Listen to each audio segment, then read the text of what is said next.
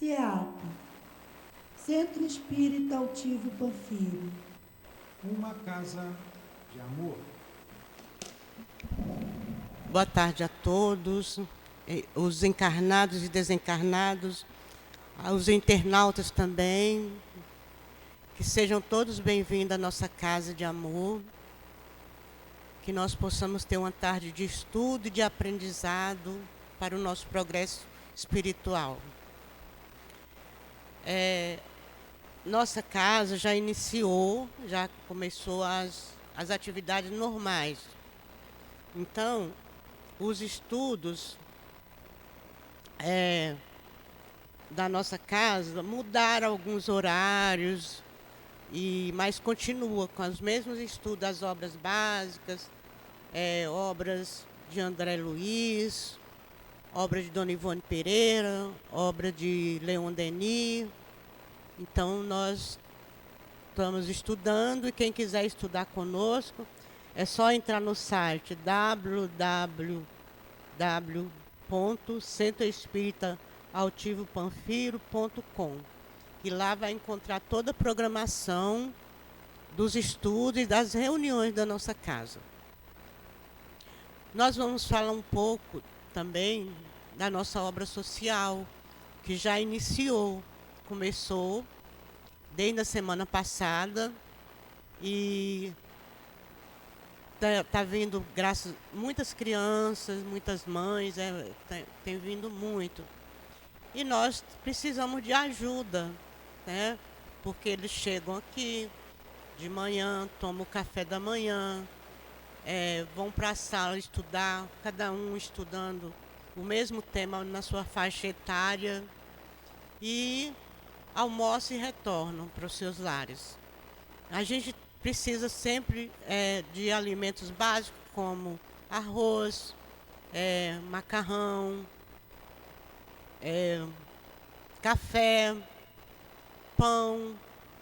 Então, tudo que a gente usa na nossa casa, né, de alimentação, aqui também a gente dá para eles. O requeijão, que não dá o pão só, passa um requeijão.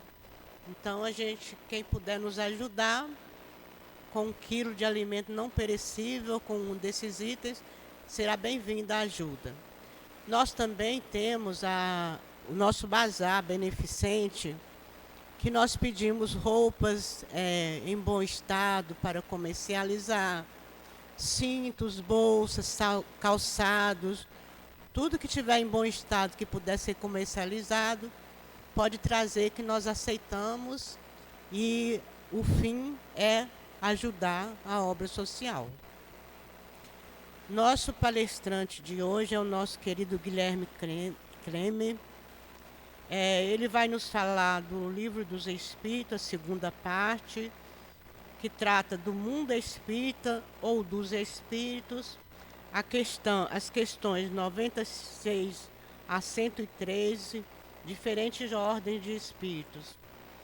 E quem vai fazer a sustentação na hora do passe é o nosso Carlos Lemos, trabalhador aqui da nossa casa. Ele vai nos falar também do Evangelho, capítulo 20, os trabalhadores da última hora, item 4, a missão dos espíritos. Nós vamos ler aqui a parte do Evangelho, para a gente poder se preparar para fazer a nossa prece.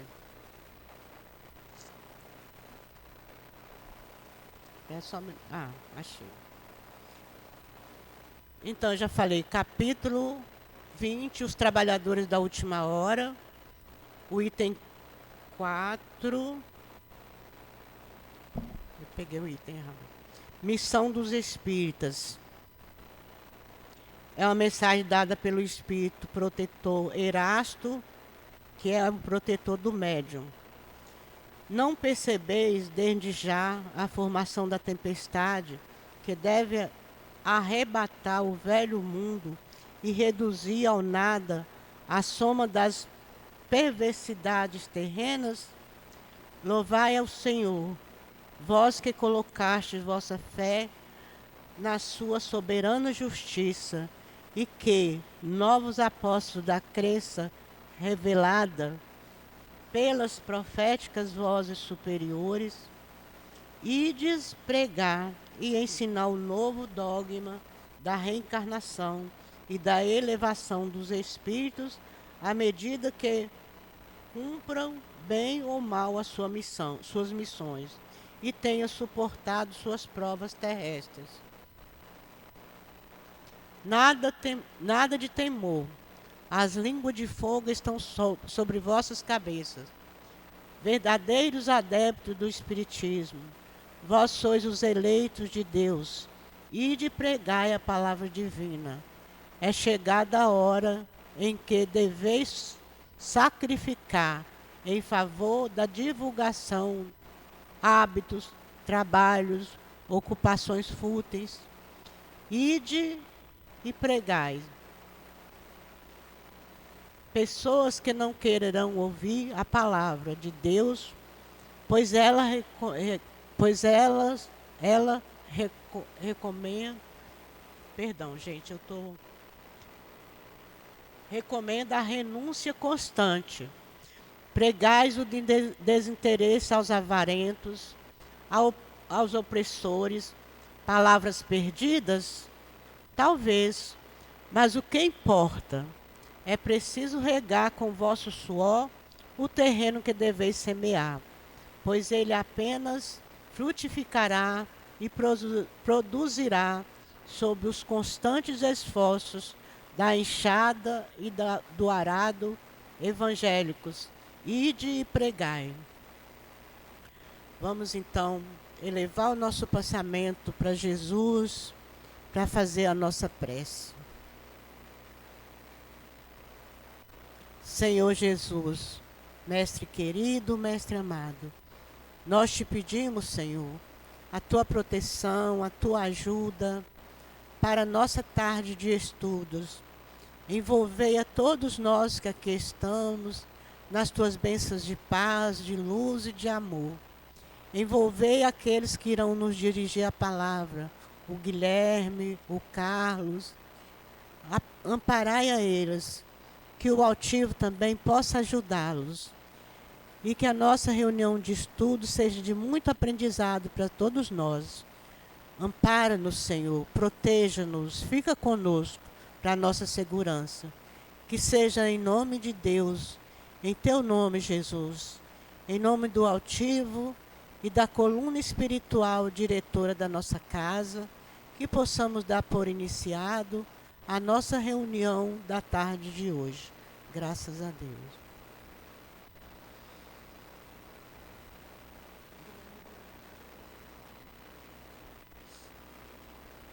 Bom, para situar aqui, eu vou ler a primeira questão, que é a questão 96.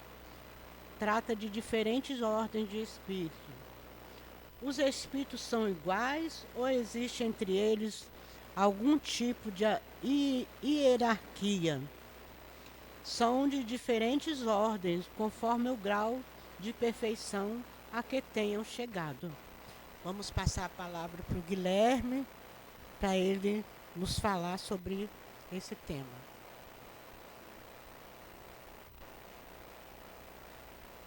Amigas e amigos da casa, muita paz, muita alegria pela oportunidade que nos é renovada mais uma vez de nos encontrarmos aqui para refletirmos um pouco sobre as perguntas do Livro dos Espíritos. E vou iniciar esta reflexão mencionando um acontecimento do Evangelho. Sabemos que Jesus deu início ao seu ministério público em determinado momento, aí, provavelmente no ano 30. Se encontrava em Nazaré, na Galiléia, desceu até para a Judéia, onde se encontrava João Batista, o grande precursor de Jesus, o Elias reencarnado, cumpridor de todas as promessas do Velho Testamento referentes ao Messias, como também do seu precursor. O Velho Testamento ele se encerra justamente com uma promessa no livro de Malaquias, né? São as últimas frases: eis que vos envia Elias antes do dia do Senhor. E depois de ser batizado por João, o mestre começa evidentemente a convidar algumas pessoas pré-escolhidas. Jesus, interessante, até porque é um pouco diferente do Velho Testamento, os discípulos seguiam o mestre. Com Jesus foi o contrário. O mestre que escolheu os seus discípulos. Já teve aí uma mudança em Jesus. E ele resolveu então localizar o seu ministério público, centralizá-lo na Galileia, na cidade de Cafarnaum, porque a Galileia era propícia ao desenvolvimento daquela mensagem. O Lago de Genezaré tinha cerca de 10 cidades no seu entorno. A própria cidade de Cafarnaum, ela se localizava perto de uma rota comercial, então tinha uma guarnição romana e tinha também uma coletoria de impostos bastante forte. Nunca ninguém gostou de pagar imposto, né? Ainda hoje é assim. Mas naquela época, os romanos que dominavam quase toda a Europa e o Oriente Médio, eles não podiam gastar recursos em busca de cobrança de impostos. Você tem que separar soldados, enfim. O que eles faziam? Eles avaliavam as possibilidades, potencialidades da cidade e de sua área rural e estimavam quanto eles queriam ganhar, vendiam essa concessão para uma família rica, e essa família rica então ia fazendo aquela cobrança de porta em porta, aquela cobrança suja, né, difícil, e eram conhecidos como publicanos. Por essa razão, eles eram certamente odiados, até porque eram judeus e eram considerados impuros por essa razão.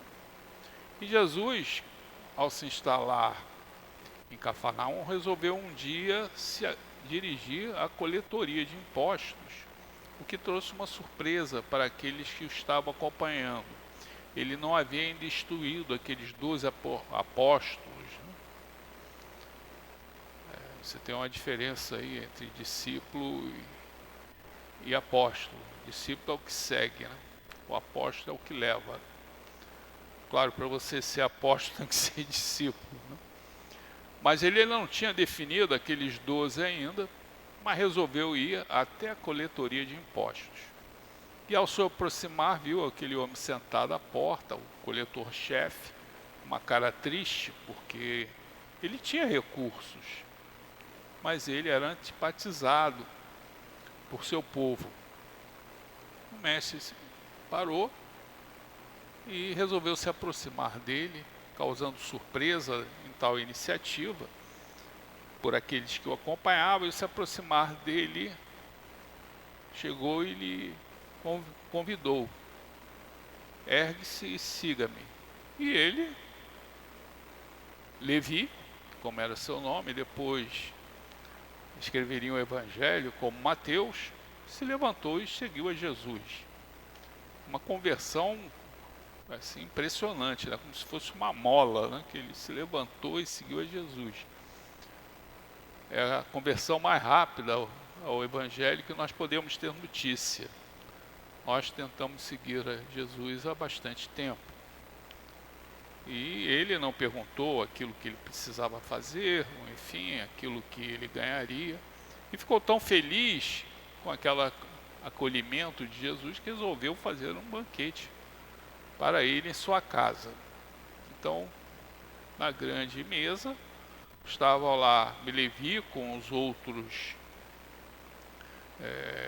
publicanos, aqueles que faziam a tarefa mais difícil da cobrança de porta em porta, e alguns discípulos de Jesus e alguns sacerdotes que já notavam alguma diferença no mestre. E quando esses sacerdotes viram Jesus ceando com aquele homem que era considerado impuro, eles se aproximaram dos discípulos e lhe perguntaram: o mestre de vocês ceia com pecadores? E a ceia naquela época, na antiguidade, era uma coisa solene. Hoje não, mas naquela época tinha todo um ritual, era quase um grande momento. E Jesus ouviu, e aí falou: olha, não são os saudáveis que precisam de médico. Aliás, Jesus trouxe uma afirmação óbvia, mas ele estava falando justamente de que ele seria o médico para a alma, porque as doenças das almas, elas são as causas da doença do corpo. Assim a doutrina nos esclarece muito bem. A consciência culpada do espírito lesiona o perispírito, e evidentemente o espírito lesionado, ele interfere no corpo, porque quem estabelece o código genético é a condição vibracional do perispírito. Se ele perispírito está lesionado, certamente essas marcas ficarão ali. E o mestre procurou, depois de falar essas palavras, ainda complementou, né, que Deus, ele quer misericórdia, ele não quer sacrifício. São palavras bonitas que foram trazidas com o profeta chamado Oséias, e o mestre repetiu, mostrando que Deus prefere sempre o amor e a caridade do que o sacrifício da criatura. Aliás, nós podemos reparar os nossos erros com o amor e a caridade. Claro, se eu não reparo com a caridade e o amor, vai me sobrar apenas o sacrifício, o sofrimento. Quem já leu o livro aqui, tem muito bonito, chamado Chico de Francisco. Ali tem um caso muito emblemático, eu acho assim um caso muito importante, até para nós entendermos essa questão. Porque o Chico Xavier estava fazendo uma visita junto àqueles doentes crônicos, e tinha lá na cama uma criatura sem os braços e as pernas. Sem os braços e as pernas. E naquele momento, né, eles todos ficaram assim, emocionados, e começaram a colocar que esse espírito estava numa situação muito difícil. E realmente ele estava. Mas Emmanuel trouxe a visão: não, esse espírito nunca esteve tão bem. Porque na verdade esse espírito, ele cometera o suicídio em reencarnações anteriores, e nessa pediram para vir sem as pernas e os braços, e mesmo assim ainda não pensaram uma única vez em cometer o suicídio. Então eles nunca estiveram tão bem. E em outro livro, em outra experiência, que eu acho essa mais marcante para essa lição que Jesus trouxe, ele nos fala no livro Voltei, que é o irmão Jacó, foi Frederico Frigner, ele foi porteiro da FEB, que naquela época existia, diretor de portaria, né? Isso veio bem da antiguidade, né? A função de porteiro era bastante importante. E na FEB, naqueles tempos iniciais, tinha essa função. Ele desencarnou, e ele foi recolhido por Bezerra, para que sejamos bem sintéticos. Eles foram para uma condição, para uma instância espiritual equilibrada, e no caminho eles tinham que passar por uma grande ponte, onde haviam ali no pé dessa ponte aqueles espíritos em sofrimento, gritando, quer dizer, e certamente era necessário você passar ali em oração para não sofrer os efeitos daquele magnetismo inferior. E, segundo o livro, segundo Frederico Figner, né, o irmão Jacó, eles começaram a atravessar aquela ponte, aí começaram aqueles impropérios, e uma criatura, um espírito, também recém-desencarnado, ele entrou em desequilíbrio, porque ele falou o seguinte: eu não mereço essa condição, esse local para onde eu estou me dirigindo. Aí foi uma confusão, porque os outros recém-desencarnados também começaram a colocar quem é, quem não é, e aí esse espírito que teve essa crise de consciência afirmou: eu matei uma pessoa. Aí foi o desequilíbrio total, né? Porque todos achavam ali que só tinha espíritos superiores, né? A última bolacha do pacote. E ali tinha um homem que havia... Gente, um homem que matou. Estava sendo atendido por Bezerra de Menezes. E aí foi aquele desequilíbrio, né? Porque as pessoas pensaram: ah, será que ele é parente do Dr. Bezerra, amigo? E de Bezerra teve que entrar firme. Não, esse homem, ele num impulso, ele matou uma criatura.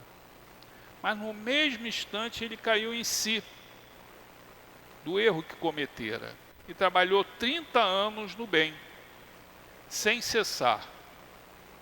Então, Deus quer misericórdia, Deus não quer sacrifício. Então ele foi recebido por Bezerra, um homem que havia matado. Então, bem expressa essa lição trazida por Jesus. E na continuidade daquela ceia, os sacerdotes ainda chegaram para Jesus e colocaram o seguinte: olha, os teus discípulos não guardam o jejum, que era um valor. Os judeus, eles jejuavam nas segundas e quintas-feiras, era uma das recomendações da lei. Jesus era contra o jejum não, até porque é salutar, mas ele era contra você manifestar a sua condição religiosa através do jejum, que é uma manifestação exterior. Então muitos jejuavam apenas para poder aparentar para os outros a sua religiosidade. Isso ele era contra. E se apercebeu da grande dificuldade do povo judeu em receber as ideias que estavam sendo trazidas por Jesus, que nós conhecemos como a segunda revelação. Seria muito difícil, porque aquele povo estava com o seu modelo mental em cima daquele conjunto de ideias. E aí você vê que uma ideia nova é muito difícil você receber. E aí Jesus trouxe uma pequena parábola que eu gosto muito, que ele falava o seguinte: ninguém pode cerzir um vestido velho com tecido de pano novo, porque ele vai acabar esgarçando. Aliás, é uma figura de imagem bastante importante, porque naquela época não tinham lojas para você ir sair comprando, como nós temos hoje, loja de departamento. Não, as pessoas tinham que fazer reparar os seus próprios, costurar e reparar os seus próprios vestimentas. E ele falava: você não pode botar um vinho novo num odre velho. Odre era como se fosse um cantil de couro, era guardado o vinho. O odre velho, ele já não tem mais elasticidade. E o vinho novo, o que acontece? Ele vai acabar fermentando ainda um pouco, e aí ele acabar rompendo. Você tem que guardar o vinho novo em odres novos. Ele queria trazer justamente para nós a ideia de que nós normalmente, por nosso modelo mental, rejeitamos as ideias novas. E nós sabemos que o Evangelho Ele foi rejeitado. E ainda hoje muitos o rejeitam. Quem sofreu muito com isso foi justamente quem procurou divulgar depois, na sequência de Jesus, o Evangelho, que foi Paulo de Tarso.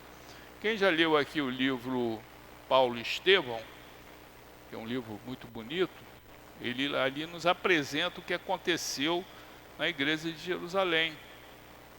Porque por volta aí do ano 49, Paulo havia levado na sua primeira viagem missionária, junto com Barnabé, a mensagem do Evangelho. E quando ele retornou para Antioquia, ele foi chamado a Jerusalém. E a igreja, quando lá chegou, são as palavras de Emanuel, e nós também encontramos nos Atos dos Apóstolos, ele encontrou uma comunidade, uma igreja que estava tentando se adaptar ao judaísmo, às tradições judaicas, já que Jerusalém era o centro do judaísmo com o templo. Então ele tentou compatibilizar. Ele achava que assim seria uma saída. Ele se vestia quase como um sacerdote judeu. Quem tiver a oportunidade, por favor, leiam esse livro que é muito bonito. E Paulo estava tentando levar esse evangelho para a gentilidade, para os não-judeus. E esses cristãos judaizantes, liderados pelo apóstolo Tiago Menor, eles advogavam que a criatura, antes de buscar se converter ao evangelho, ela tinha que se converter ao judaísmo. Então você se converteria ao judaísmo, aí seguiria todos aqueles rituais, circuncisão, para depois então você chegar. Era uma adaptação e não daria certo. E Paulo bem se apercebeu, porque isso era um risco para a mensagem cristã nascente. Essa mensagem, ela foi semeada num campo de tradições muito antigas, e isso era um risco enorme. O cristianismo podia ter sido mais uma seita judaica, sem a importância que tem, se não fosse Paulo de Tarso, que foi um doutor da lei, se aperceber desses riscos. E teve ali um confronto, evidentemente coube a Pedro, por isso que ele é o Cefas, é a pedra de equilíbrio, né, entre essas duas vertentes. E Tiago Menor tentou compatibilizar até onde pôde, mas não adiantou nada. No ano de 62 ele foi sacrificado e morto pelos sacerdotes judeus. Então, essa reação é muito natural quando você traz uma ideia nova. E colocamos isso justamente para refletirmos no momento que Kardec também recebeu essa reação ao trazer, em 18 de abril de 1857, o Livro dos Espíritos, procurando trazer ideias totalmente inovadoras, principalmente naquela que compreende o item principal, o aspecto principal desse edifício da codificação, que é a pluralidade dos mundos e a reencarnação. Houve uma reação muito grande, principalmente com relação à reencarnação. Tanto que algum espiritismo em outros países, lá na Inglaterra, em outros países, eles foram se acostumando com a ideia da reencarnação aos poucos. Mas a doutrina espírita pontuou a importância da reencarnação. É porque talvez as pessoas tivessem aquele orgulho, né, de pensar que já ter sido um espírito inferior, né? Eu acho que essa reação, e não estamos falando de reação daqueles que professavam religiões cristãs tradicionais, como o catolicismo, não. Estamos falando daqueles que eram espiritualistas. Seguiam, entendiam o posicionamento trazido por Kardec, mas eles reagiam à questão da reencarnação. Principalmente, acredito, por causa do orgulho, né? Por aquela posição que você tem. Sabemos que essas posições são alternadas. Vemos numa situação de prova na pobreza, numa situação de prova mais difícil da riqueza. Essa doutrina nos esclarece, né, que a posição de prova da riqueza é mais difícil que a posição de prova da pobreza. Talvez a reação com relação à alma em si, talvez Kardec não sofresse tantas reações por uma razão muito simples, porque todas as religiões espiritualistas, todas as religiões cristãs são espiritualistas.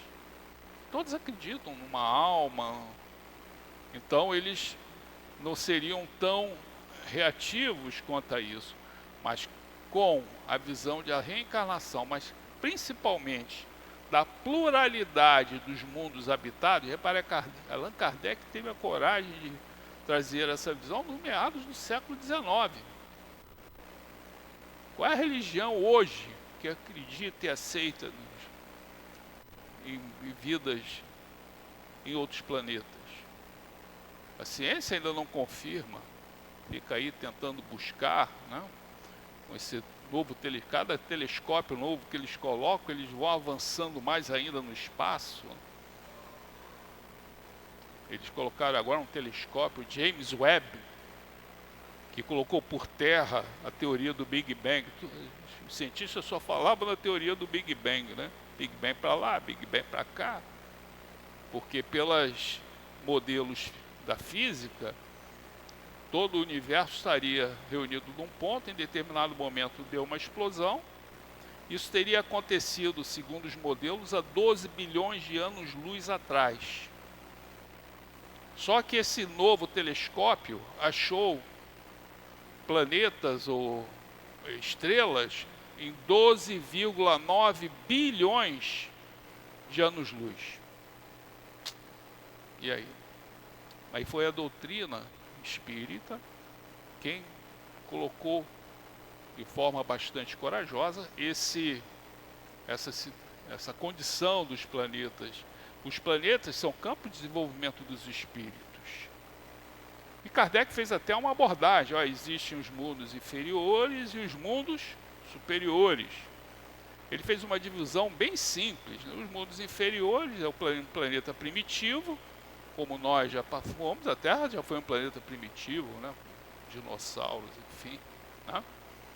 Em determinado momento, talvez aí por volta do ano 8000 a.C., 8.000 anos atrás, ela entrou na condição de provas e expiações, e vieram aqueles espíritos oriundos, degradados do planeta de Capela, né, para contribuir com o progresso da Terra. Mas esses espíritos estavam criando os obstáculos para que aquela comunidade de Capela também progredisse. E é a situação que vivemos hoje. Existem espíritos que estão criando obstáculos ao avanço da humanidade. Então a transição planetária, que a doutrina coloca de forma clara, que nós encontramos nas escrituras, tanto do Velho como do Novo Testamento, como se fosse o juízo, é o momento da separação. Aqueles espíritos que não estão em condições de aqui permanecer, que estão criando obstáculos ao progresso da humanidade, eles vão dar continuidade ao seu progresso. Ninguém vai ficar no sofrimento eterno, essas coisas. Vai dar continuidade ao seu progresso num planeta primitivo. Lembre sempre, um planeta primitivo não tem ar-condicionado, tem celular, não tem anestesia. É difícil, né?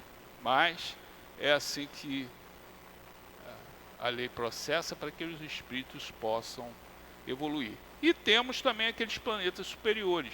É o mundo de regeneração e os mundos felizes, né?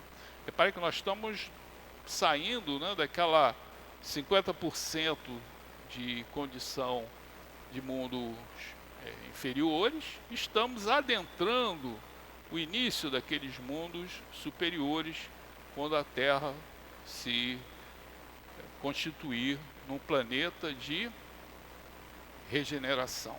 É isso que a doutrina nos ensina. E já que Kardec havia se manifestado dessa forma com relação aos mundos, que nada mais são do que campo de desenvolvimento dos espíritos, ele também teve um capítulo, na parte segunda, logo no primeiro capítulo, ele falou sobre os espíritos. E a nossa irmã fez até a leitura da primeira pergunta, né, se os espíritos eram iguais. Na essência, todos são iguais. Todos são criados simples e ignorantes. Todos são iguais. Criados simples e ignorantes. Entretanto, cada um se desenvolve de uma maneira peculiar, porque nós temos o quê? O livre-arbítrio. Nós temos livre-arbítrio. Aliás, visão bem clara da doutrina espírita também, porque na antiguidade não se tinha esse entendimento do livre-arbítrio. Existia apenas um fatalismo. Toda a tua vida foi definida pelos deuses. Então é bom você saber o que os deuses reservaram para você, porque é o que vai acontecer, não interessa o que você faça. A doutrina nos ensina que nós realmente, antes de reencarnarmos, nós definimos no planejamento reencarnatório as nossas expiações, nossas provações. Isso é fatal, isso vai acontecer. Mas mesmo assim, conforme o nosso proceder aqui, eu posso amenizar essa situação, como também eu posso incrementá-la, não é? Por nossa própria ação.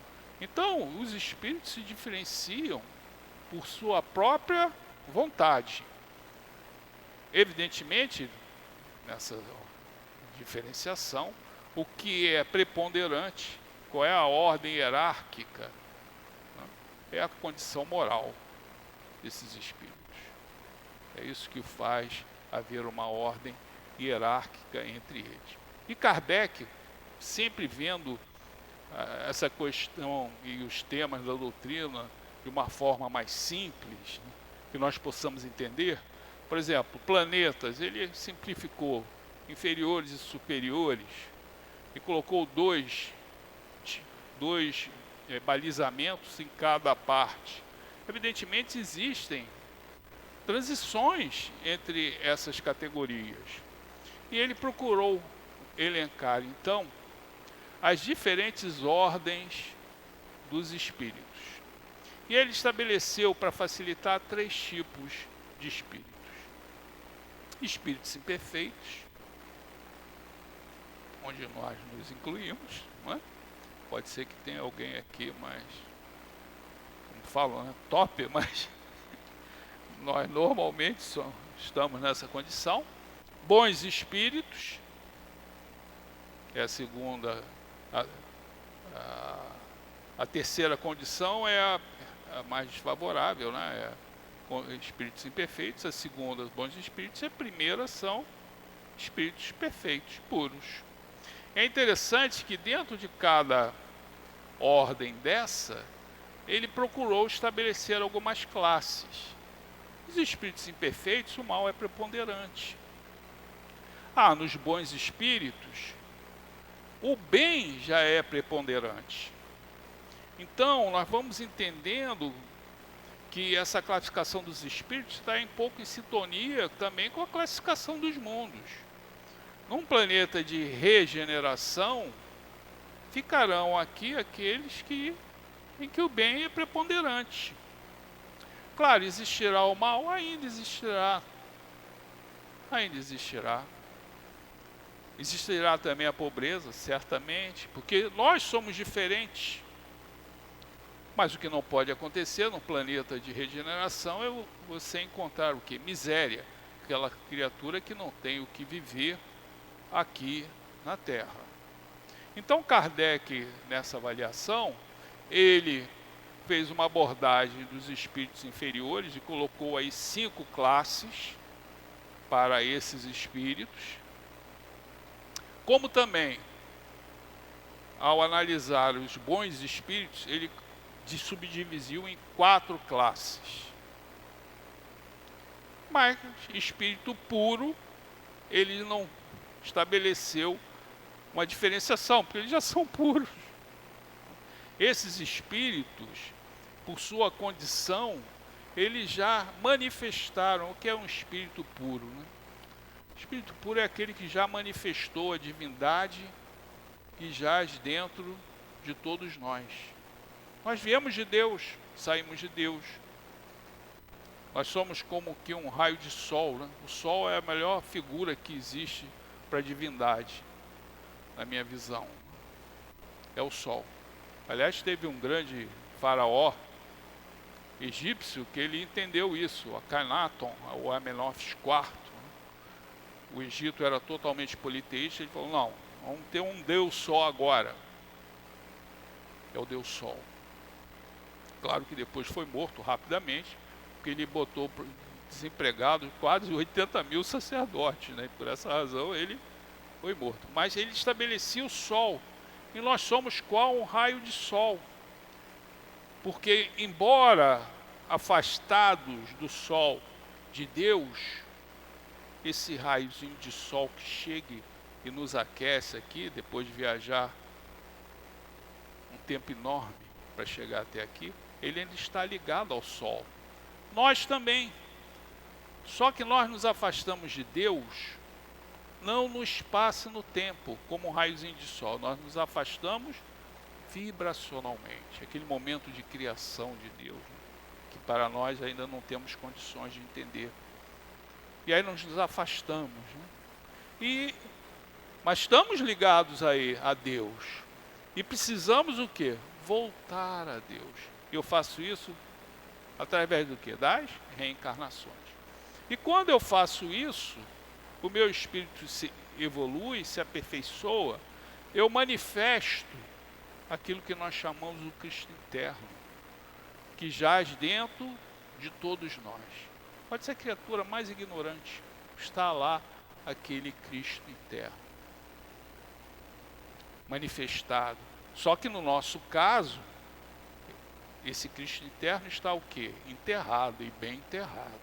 Nós temos que pegar picareta, pá, para desenterrar, para podermos manifestá-lo. Então, nós vamos entendendo por que Jesus falava, por exemplo, e são várias as passagens no Evangelho, porque Jesus é um espírito aperfeiçoado, um espírito puro. São co-criadores, esses espíritos puros, eles são co-criadores com Deus em plano superior.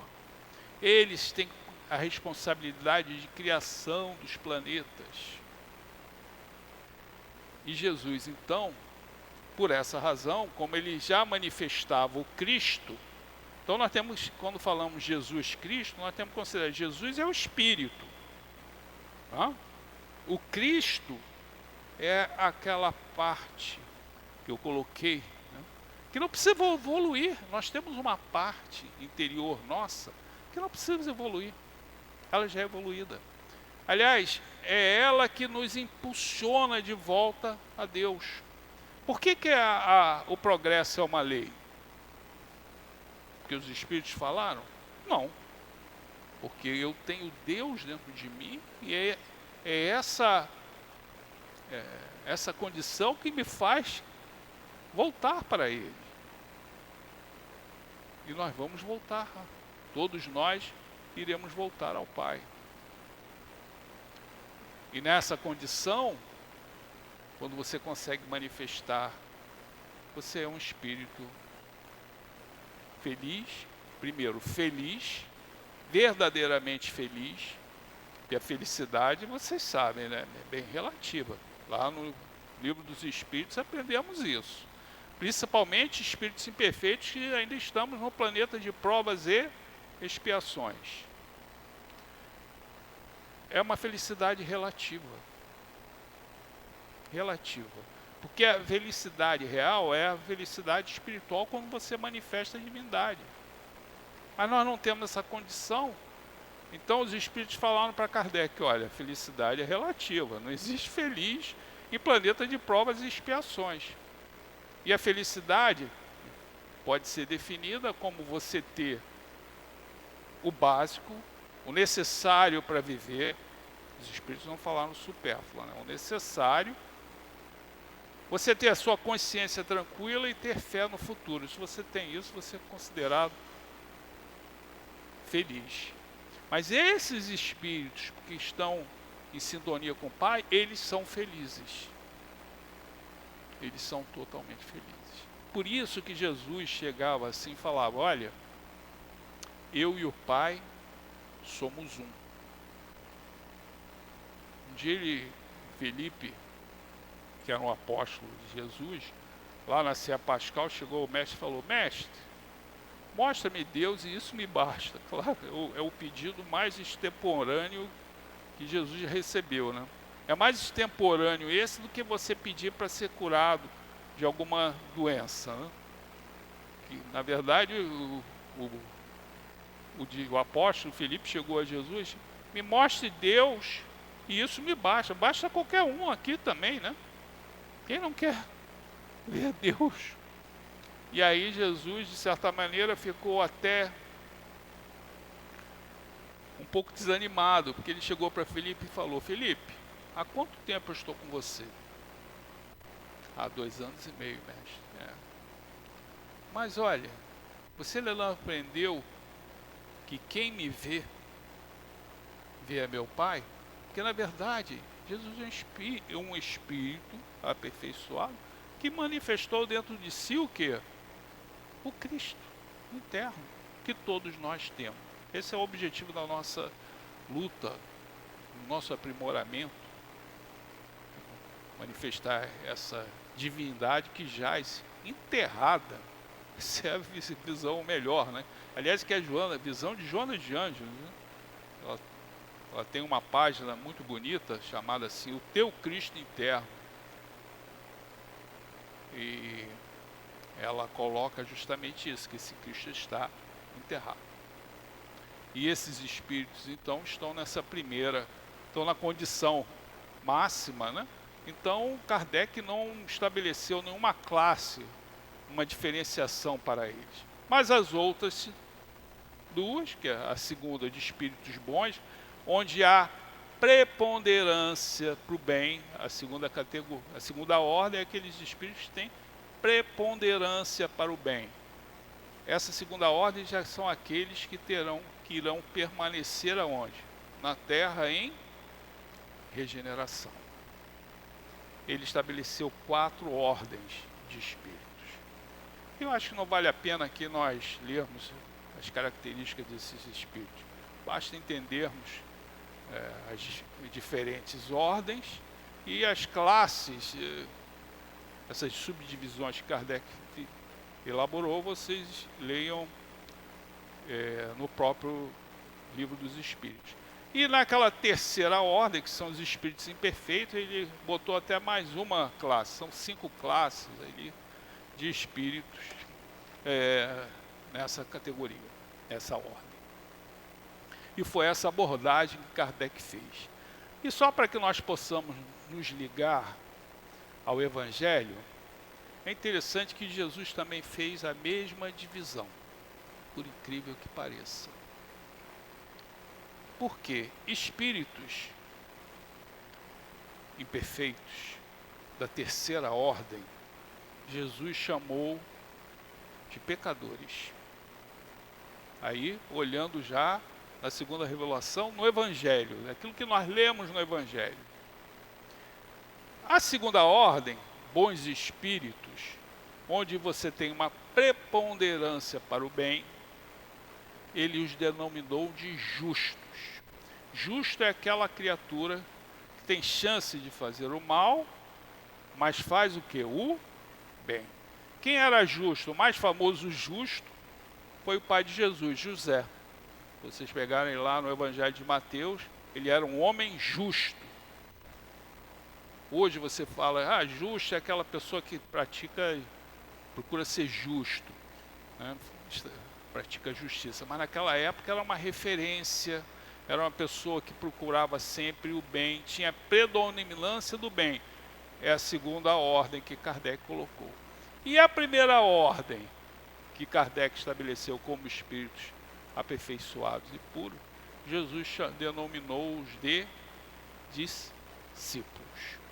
Então Jesus fez referência a pecadores, a justos e a discípulos. E aí vamos nos focar um pouco mais na condição de discípulo. Porque tem muita gente que fala, eu sou discípulo de Jesus. É uma declaração bem audaz. Nós somos alunos ainda, né? Somos espíritos imperfeitos e somos alunos. Por quê? Certa vez Jesus ia para Cesareia de Filipe, lá no extremo norte da Palestina. Era uma cidade até pagã, uma cidade pagã. E quando ele lá chegou, é onde se encontram as colinas de Golã, o Monte Hermon, as nascentes do Rio Jordão.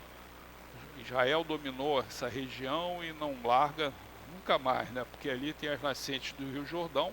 Se você quiser prejudicar Israel, contamina aquelas nascentes, né? E lá, ele entrando em Cesareia de Filipe, o pessoal viu umas roupas, um grupo estranho, com umas roupas bem características, né, de um judeu, e aí se aproximaram. E aí Jesus colocou um convite para todos. Quem quiser ser meu discípulo, negue a si mesmo, tome a sua cruz e siga. São 3 condições, se você desejar ser discípulo. O que é negar a si mesmo? Parece estar até um pouco em contraponto com a lei que Jesus trouxe, né?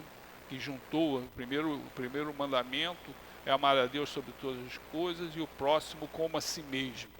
E falou que esses mandamentos eram equivalentes. Amar a si mesmo, mas para ser discípulo eu preciso negar a si mesmo. A questão, o que diferencia essas duas afirmativas, elas estão certas, e eu acho que somente a doutrina pode explicar isso, é o si, que é o eu. Porque quando eu reencarno, eu acabo tendo 2 eus. 2.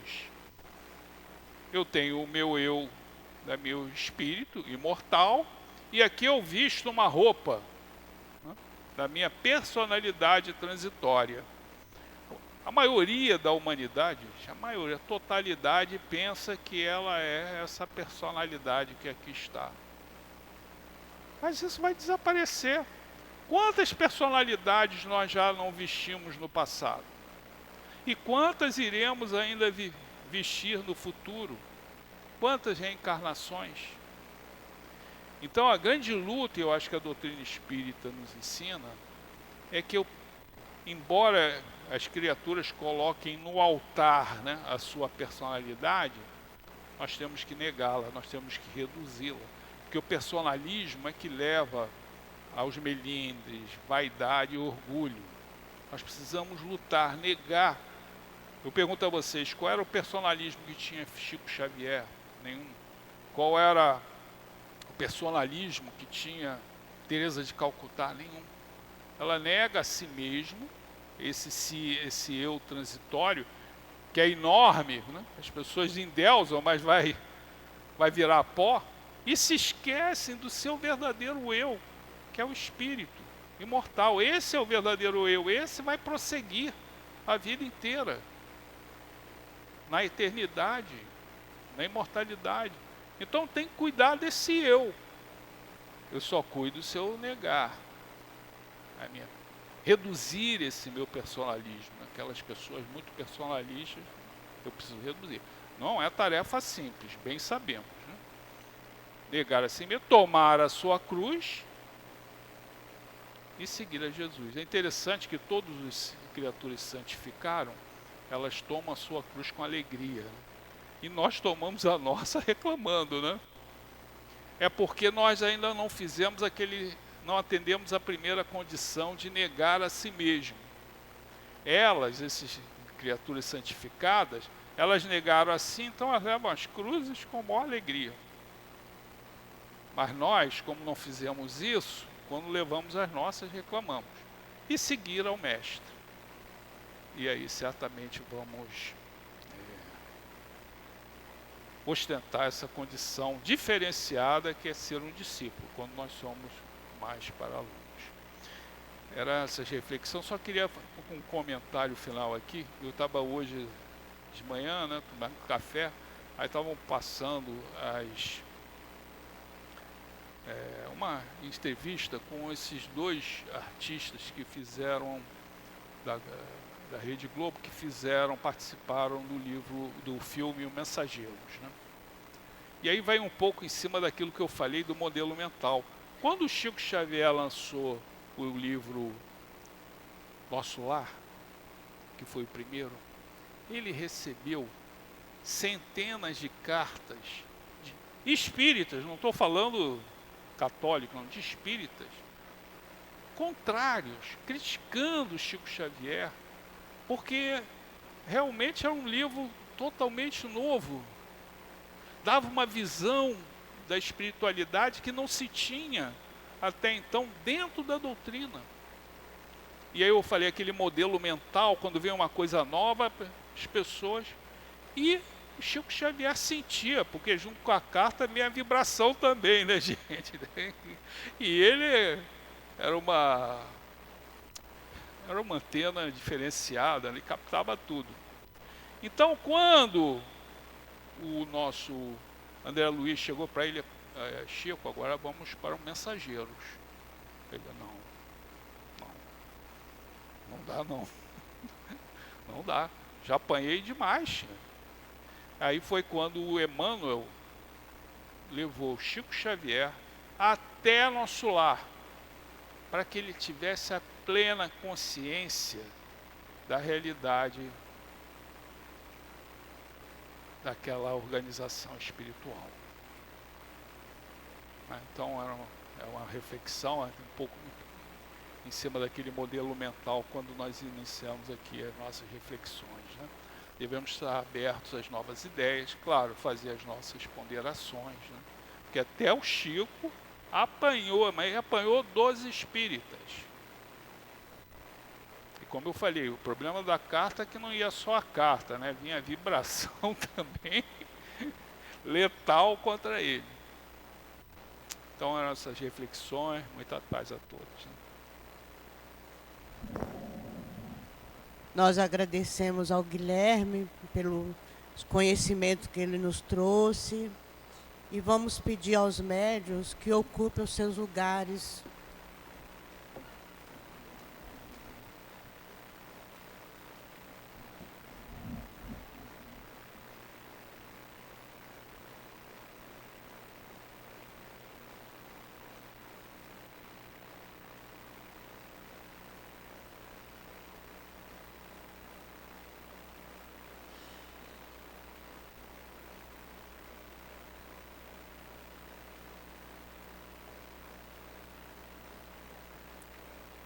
Senhor Jesus, Mestre querido, nós te rogamos, Senhor, mais uma vez, a tua proteção, a tua ajuda para os nossos médiuns, para que eles possam doar suas melhores energias.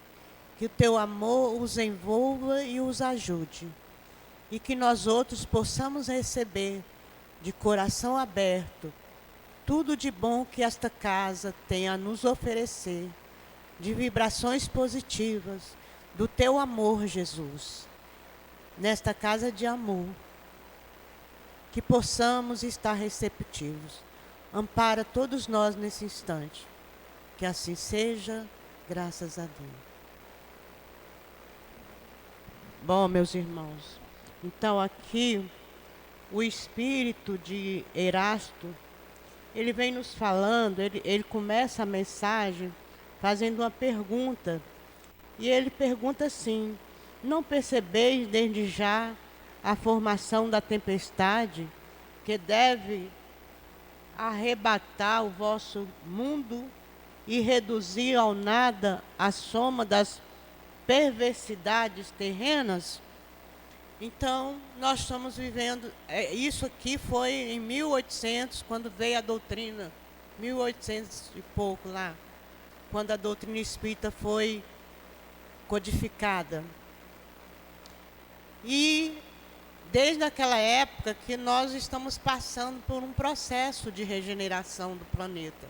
Começou ali, com a doutrina espírita, nos trazendo novos conhecimentos, nos relembrando tudo que Jesus nos ensinou, nos falou, que a gente esqueceu, que a gente não conseguiu cumprir, entender também, explicando as parábolas, explicando tudo, nos colocando às claras, tirando o véu da nossa mente, dos nossos olhos e fazendo com que a gente veja a verdade, trazendo os princípios básicos da doutrina espírita, que é Deus, a existência de Deus, que é a existência dos espíritos, a sobrevivência da alma. Quando nós desencarnamos, nós continuamos a viver em colunas espirituais. Não só morre o nosso corpo, a nossa vida continuamos a viver. A reencarnação, que ele fala aqui, que a gente deve levar, pregar para as pessoas, a reencarnação, né, que é a volta de nós espíritos, que já reencarnamos várias vezes e voltamos várias vezes nesse planeta para fazer o nosso aprendizado. Qual o objetivo? O objetivo nosso é chegar à condição de espírito puro, de chegar a conhecer Deus, como Jesus era e conhecia. Então essa é mas para isso nós vamos reencarnar muito e muito mesmo, tanto nesse planeta como em planetas superiores a esse, que vamos tendo novos aprendizados e progredindo sempre, né? Tal é a lei, como diz lá no túmulo de Allan Kardec. Nascer, reviver, progredir sempre, tal é a lei. Então, nós devemos falar da doutrina espírita, sim, pregar, falar para os outros, sem medo, porque a doutrina é a verdade de Jesus, é a verdade de Deus, está nas leis da natureza, todos os ensinamentos da doutrina faz parte da lei natural e toda a humanidade vai conhecer um dia. Não podemos fugir, porque faz parte do nosso progresso, faz parte de nós, da nossa vivência. Então, é tirar a ideia de que não existe inferno e nem céu, que o céu está na nossa consciência e o inferno também, pelo mal que fazemos. Então a gente deve falar isso para as pessoas, para a gente aprender a fazer o bem, porque a partir do momento que todos nós estivermos praticando a caridade, fazendo o bem, ajudando o outro, amando o nosso próximo, nós vamos ser mais felizes e o nosso planeta vai se regenerar. Estamos num processo, é como uma casa que está sendo reformada e que fica uma bagunça. Então nós estamos passando por esse processo, mas nós temos a ajuda do plano espiritual, nós temos o apoio dos amigos espirituais, nós temos Jesus que vela por nós.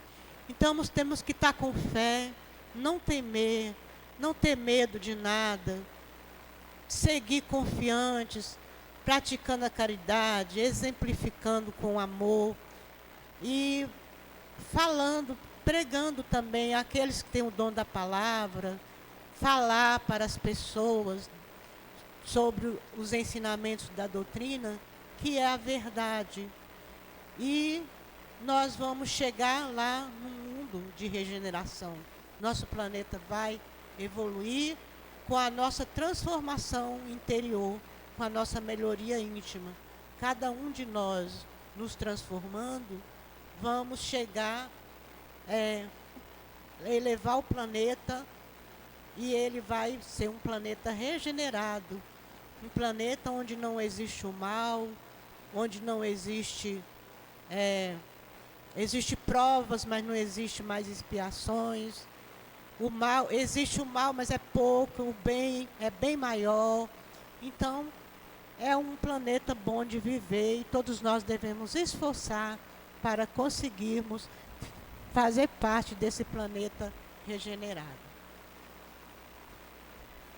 Vamos agora novamente voltar os nossos pensamentos para Jesus e vamos, querido Mestre Jesus, nós muito te agradecemos, Senhor, por esta oportunidade de estarmos aqui nesta casa de amor que tanto nos acolhe e tanto bem nos faz. Agradecemos a espiritualidade que nos assiste, que nos ampara e nos protege. E te agradecendo, Jesus, precisamos te pedir também que nos proteja, nos levando para casa, sob o teu amparo.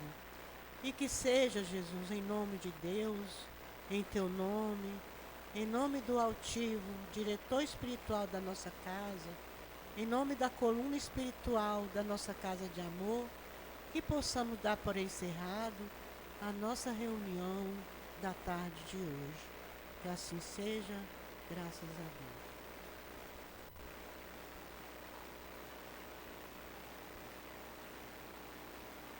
Agora nós vamos fazer a leitura da mensagem do plano espiritual.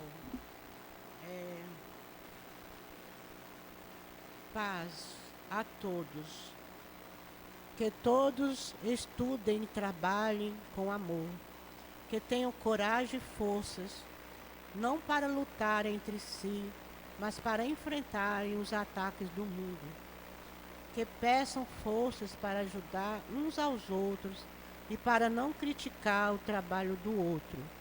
São todos capazes, já dissemos, e para isso precisam estudar mais a doutrina espírita,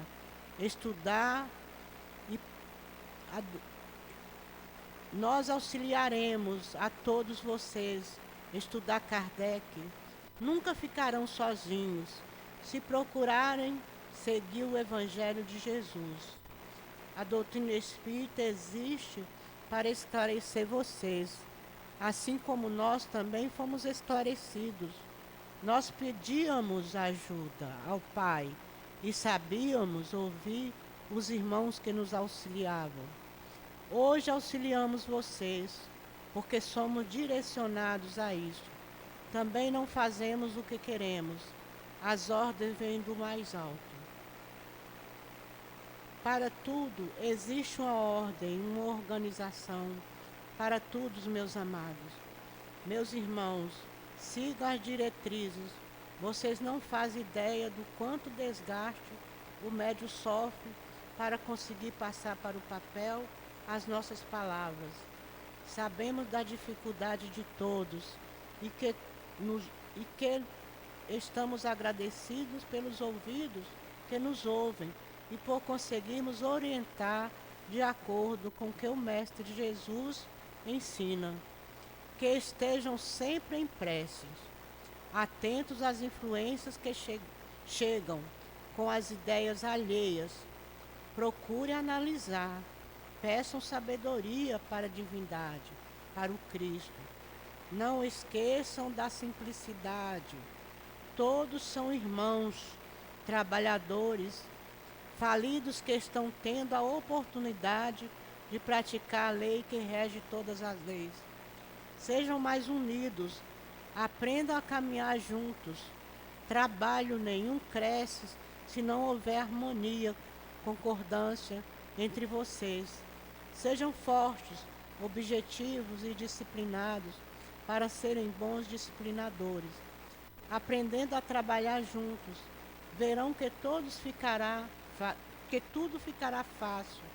Sentirão a harmonia. Verão que os trabalhos serão satisfatórios e, com tudo isso, terão ânimo. Não abrirão brechas para falatórios alheios. Saberão, então, que todos são irmãos e que juntos caminham pelos aguilhões, pelas dores, lutando contra a peste perniciosa que apavora as multidões. Saberão que juntos caminham para superar as desgraças alheias e que para vencer o mal é necessária a união, paz e amor. Enquanto houver desigualdades entre os encarnados, a terra continuará sendo abismo de dores. Enquanto os homens se separarem, se acharem ainda reis, rainhas, a maldade não deixará de aterrorizar o planeta.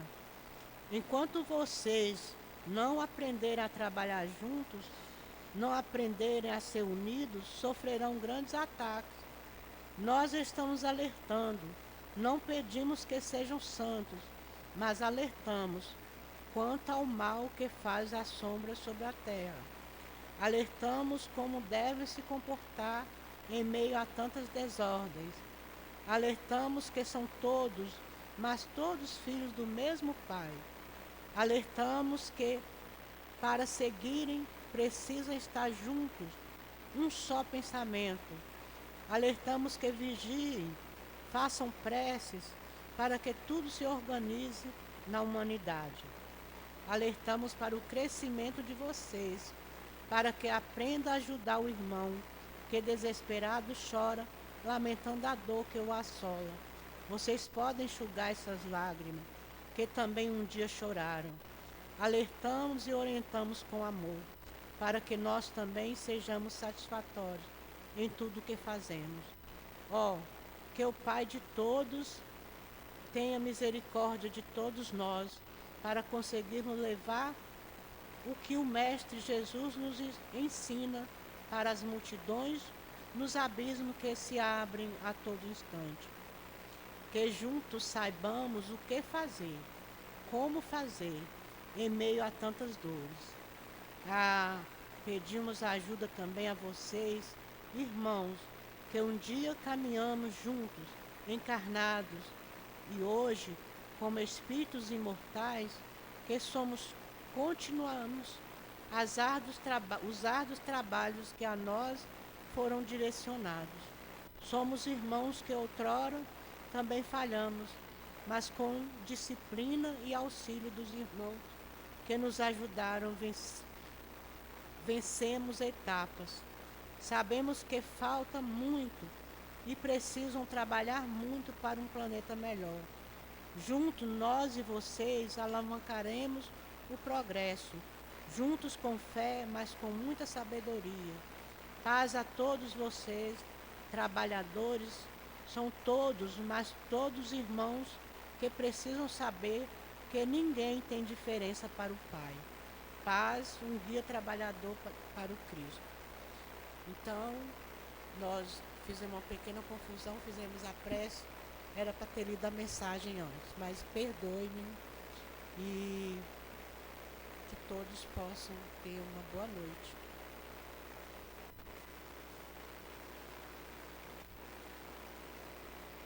CEAP, Centro Espírita Altivo Panfiro. Uma casa de amor.